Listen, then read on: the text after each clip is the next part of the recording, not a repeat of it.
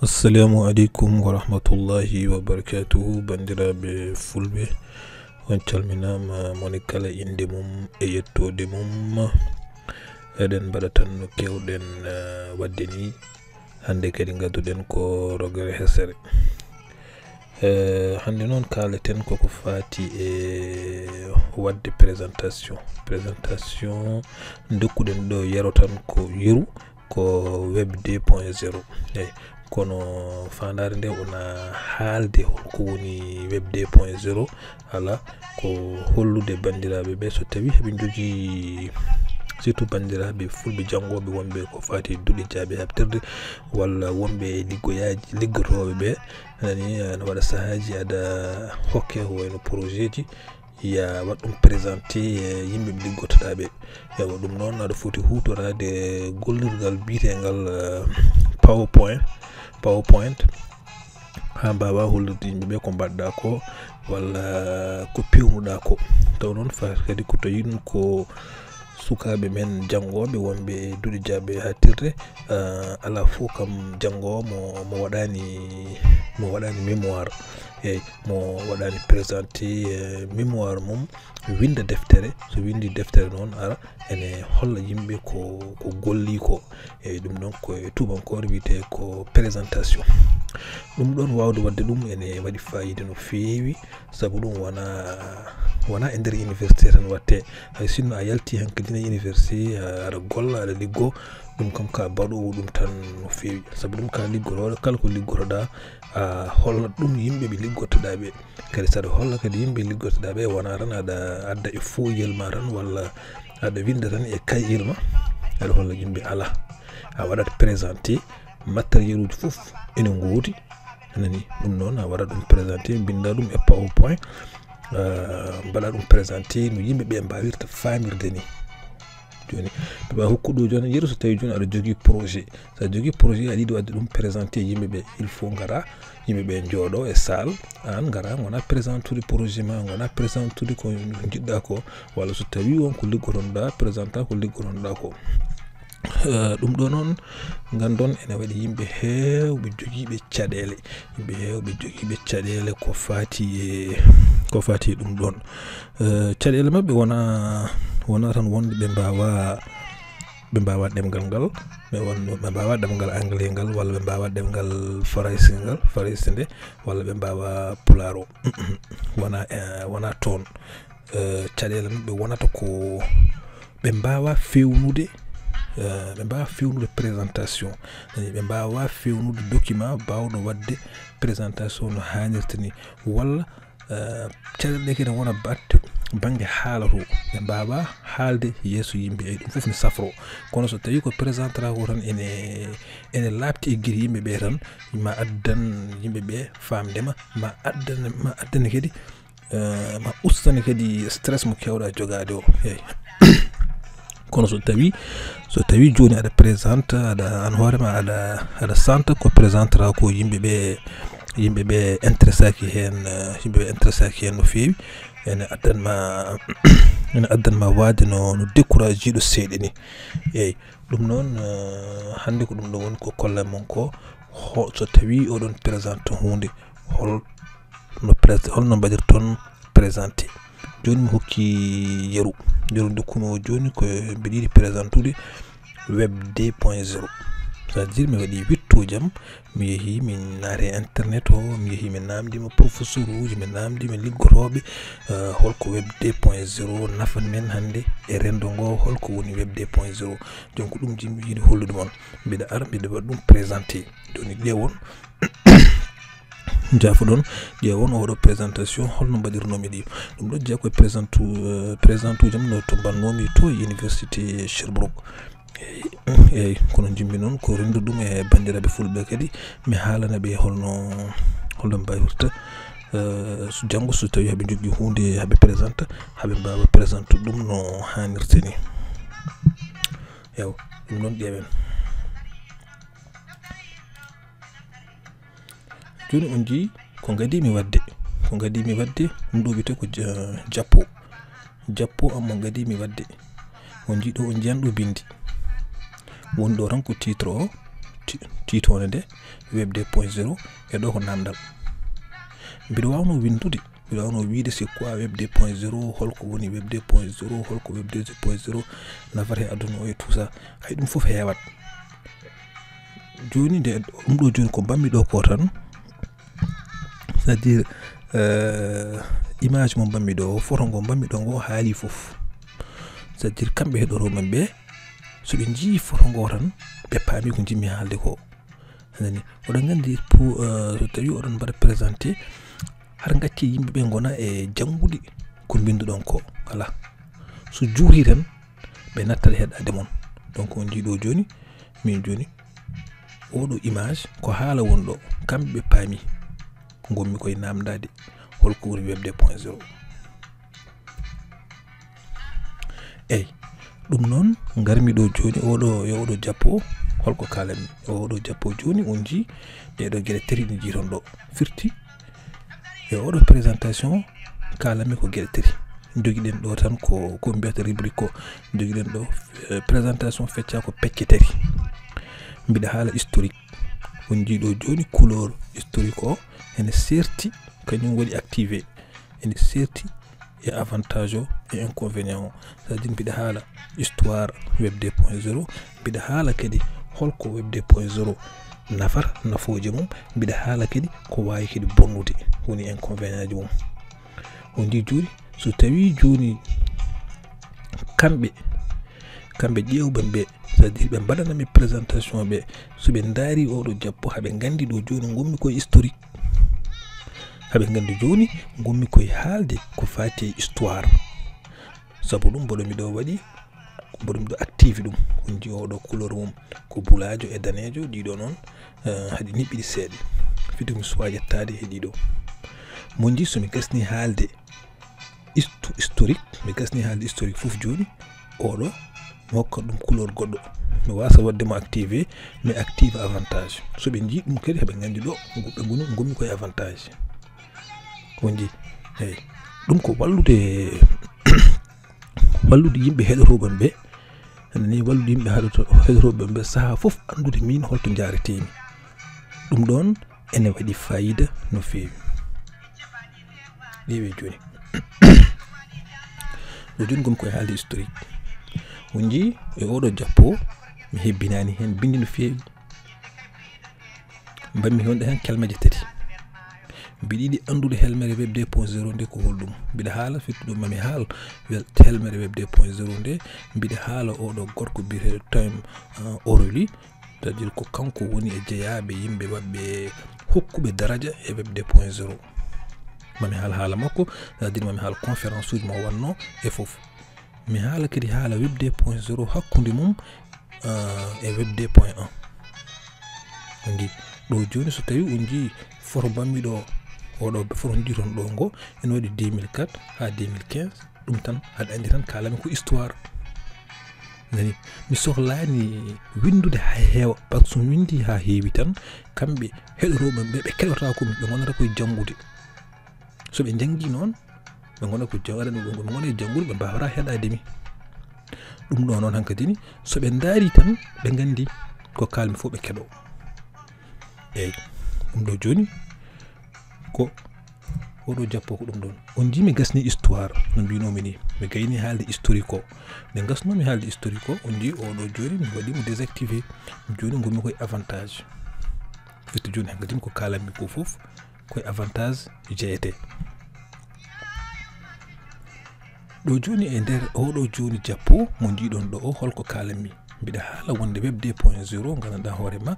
e balle mum e nafoji mum eɗen jiiya ko fati e communication a fami ko fati e kaldigal ko fati e kabaruji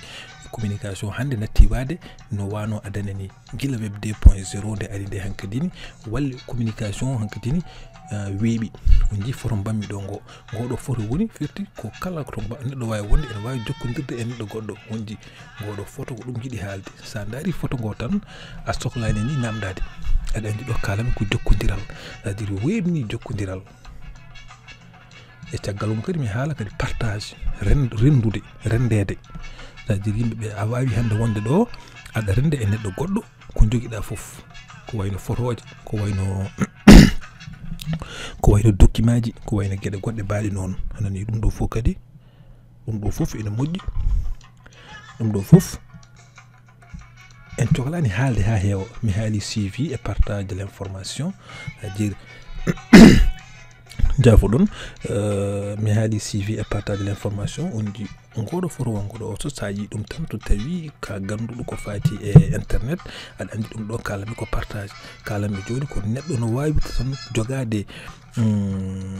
document ji mum waawa feccu dum e yimbe wobbe be on ji hande no Facebook ardi eden wawi wonde do bido wawi wonde do Dakar mi nanga foro jamde mi neldo dum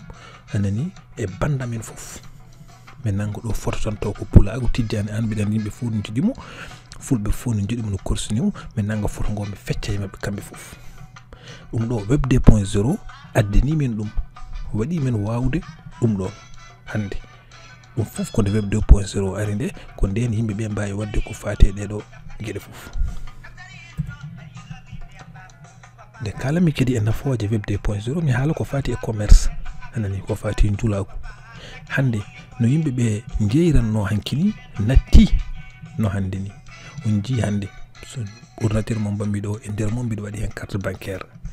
dum don firti tan ko bido waawi ordinateur am en waawi wallude mi sodde wadde commerce am taw mi wadani déplacer bido waawi wadde commerce am e der suudam bido waawi sodde taw mi yahani boutique taw ko boutique o koy internet he woni bido waawi yobde taw jungam fawaaki e jungo jeeyo anani taw ko carte lam kutorto taw kadi ko internet gal kadi kutorto ayi bi hala transaction ko dum woni yobirde ko yobirde yobirde carte bancaire ruudien so tawi jona soodi hunde da wawi yobirde dum e carte bancaire taw ko galle man tube da taw ayalta en so tawi ala jogi ko wayno facturaji ala wawi yobirde dum carte ma bancaire gal kadi taw kadi ni ayahani bank ayahani to dewowo mo nyamande o wala goddum eden kala kadi ko faade transfert d'argent surtout ko hande to gombi dum bido wawi wonde do tan e der suudam minel jinnabam kalis taw ko ordinateur mo tan e carte lam bancaire gal badirmi dum do fu ko no web 2.0 ari nde do yimbe be jogi ciusal wawde wadde dum parce que yimbe hankadi ni bellita yimbe bellita e internet do yimbe bellita e web o dokka hen ko tuko ber valeur ko nani bieda dokka hen hakkeju men sa welama ada wawi to galle mon do jewde produit ji ni belda fof sa welama ada wawi wadde critique produit ji di sa welama bada hen manta produit ji di sa welama cioda sa welama basa sa yidi sodde kedi a sohlani kedi ummade galle mon adi ha boutique dum fu ko web 2.0 ari walli men e wawde wadde dum fof dum fu jako nafooje web 2.0 eden tawa kadi e nafooje kedi web 2.0 ko faade kedi e société ji jogotobe ko wayno site ji web ni ala andi kam faandare jogade site web ko so tawi neddo tapi internet tan so tawi njeyata ko fayti ko pade so neddo tapi fado tan taw ko site ma o arata so neddo tapi ko faatu neddo tapi mi andano bembi dum ni no wiete café tan to ka jeewo café neddo tapi internet e café tan taw koy o yanata koy site ma o an anani way tan kono den so tawi ada jeewo boutique ƴewata ko nokku ganduɗa hoorema yimɓe fu en ndewa ɗon wona aɗan ɗin ɓurata serde eyi hande noon wonti tan ko internet o cela veut dire ko jeeyami ko jimmi so tawi neɗɗo waɗi ɗum tan e internet yaro ko min sitam o yanata eyi ɗum noon web 2.0 kadi ene walla kadi yimɓe ɓe no mbaɗiri noon ɗum ɗo fof noon faati ko Google jeeyi ɗum kadi so Google haalama ko web 2.0 haala par ce que web 2.0 ma ari de Google fuɗɗi arde on paami mi andano paamirton ɗum ɗon gestion de contenu kadi joni aɗa wawi wadde kala ko joguiɗa e internet taw ko no feewirta taw aɗa andi anni a forani tubankore kono technique o hambiɗo foori mbiɗa wawi jokkodirde e neɗɗo goɗɗo mi hokkamo wonde site o liggoro ɗum tawa tan kam gandal makko e internet hay darala ko andi hen kono mbiɗa andi kam tubankore nde walla pular makko no selli mi hokkamo o liggo e contenu o o waɗa ɗum e site o ayi ɗum ɗon de konde web 2.0 ari nde tan walli yimɓe kono nden ɗum ɗon alano nden informaticien baɗowo développé site o ko kañum ka toppito kala ko faari ko watte nder hen ko kono nde web 2.0 ari nde wi ala mon fof no jogui hen haqqi mum mon fof no wawi wadde hen ko wawi mo fof hokke no natiri e web o liggoro hen analyse leur public oɗon gandi commerçant en yiɗi andude yimɓe sodoɓe mum en yiɗi andude no foti yimɓe cotta e makko ñalawma en yiɗi andude holko wawi addude ha wawa welde yimɓeɓe ɗum fof web 2.0 ene walla hande commerçant ne wawi andude min yimɓam ko ɓeɗo ko ɓe tan kewi sodde am ko yimɓe joguiɓe duuɓi 10 ha payi 16 ko ɓen tan cotta yam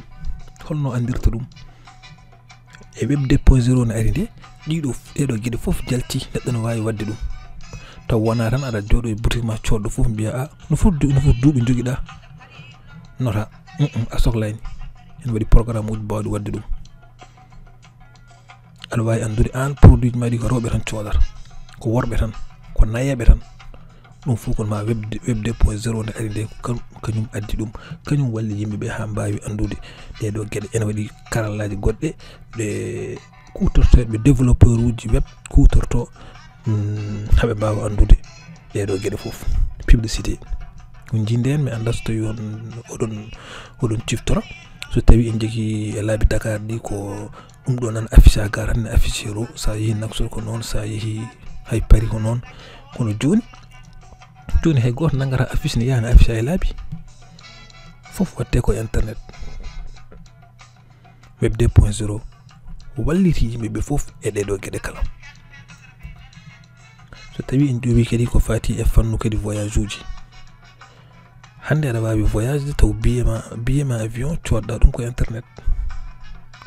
aɗa wawi andude hande saɗa wawi haalde neɗɗo joni taw gonɗa ko Dakar min mbiɗa wonɗo Canada aɗa wawi andude hol nokku gonmi mbiya kam anda kaldete ɗo gonɗa ko parc tel walla gonɗa ko centre commercial tel walla gonɗa ko restaurant tel ɗum fof ko web 2.0 addani men on ji joni mi gasni haalde ko fati avantage uji joni wadde en ji mi waɗi ɗum désactivé joni woni ko inconvénient on ji wadde ɗo activé ma banggue inconvénient gomi ko haalde hol caɗele ɗum ɗo wawi addande men hol probléme aji walla gueɗe goɗɗe taw wona nafoje ko web 2.0 wawi addande men ɗum ɗo joni eɗen kala haala wonde protection des enfants eɗen kala haala wonde honno mbawirten wallude sukaɓe ɓe e internet o hande en ji e nder internet yimɓe bonɓe ene kutoro internet taw ko yimɓe wiyeteɓe pédophilie kala ko jiɗi tan sona wondude e sukaɓe nane internet o eɗen gandi yimɓe kadi taw ko les djihadiste nane internet o ɗum ɗo fof sukaɓe ɗum babiraɗo ene foti rende hen sukaɓe anda kam sukaɓe mum holmo haaldara e internet uji ɗi holmo jokkodirara e internet uji ɗi so tawi kadi jomum ala duuɓi 16 kadi sohlani hokkede tan hokke téléphone waɗe hen internet mo yiɗi fo ene haalda ala en ji kadi e internet kadi hande ene walla yimɓeɓe gandanɗa hoorema nadde vip e gurnameji goɗɗe gurnameji yimɓe taw wona taw haajuji mabɓe ala hen nani ko yidde wiide tan web 2.0 o ene heewi ko nafata kono kadi ene jogui kadi ko bonnata saabu ɗum neɗɗo jooɗoɗo tan natani gurdam neɗɗo en jogui photoji mum photo neɗɗo taw tinani waɗa ɗum e Facebook uji walla waɗa ɗum e internet réseaux sociaux ji ɗi nani walla tan sewna neɗɗo tan ha laaɓa no journaliste ɗi mbaɗata ni mbaɗa ɗum e internet ɗum ɗo joni oɗon gandi kadi ko inconvénient ko turkoɓe mbiyata inconvénient ko ɗum kadi ko caɗele de web addani men de web 2.0 addani men na de vie privé neɗɗo goɗɗo eyyi ɗum noon ko on jarama bandiraɓe fulɓe ko ɗum ɗo tan jinnomi haalande mon wonde so tawi oɗon mbaɗa présentation har kebbine bindi no feewi har kebbine bindi so tawi on kebbini bindi tan nattat fewde sum hokkimon ɗo joni yeru ƴeewe joni oɗo présentation mo jiɗon ɗo no yewde bindi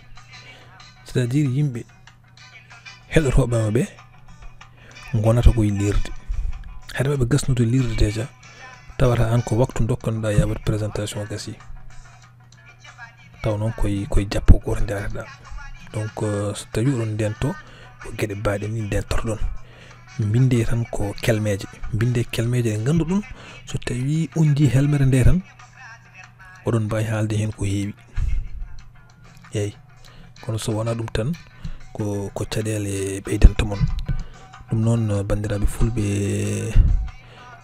élevaɓe e liggotoɓe cikkumi tan ko oɗo vidéo ma waw naftude mon nafta kala pullo ɗum noon on calminama moni kala yinde mum e yettude mum ko musidɗo mon JF wonno ɗo on jarama.